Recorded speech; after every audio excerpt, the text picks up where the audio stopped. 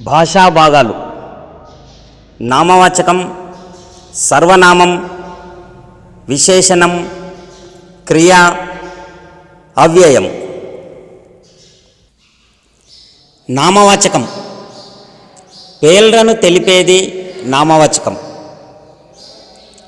ఉదాహరణకు నరేందర్, పాషా, యాంటోనీ.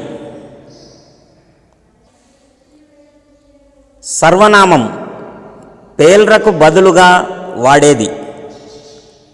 ఉదాహరణకు ఆమె, అతడు, వారు, వీరు. విశేషణం నామవాచకం మరియు సర్వనామం యొక్క గుణ స్వభావాలను తెలిపేది.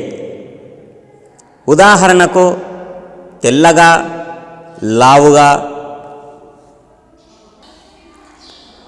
క్రియ నామవాచకం మరియు సర్వనామం యొక్క పనిని తెలిపేది.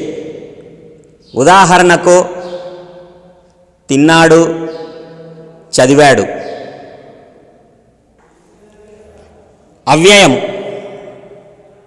లింగ వచన విభక్తులు కానివి అవ్యయాలు. ఉదాహరణకు ఆహా, ఓహో, అయ్యో, అట్లని.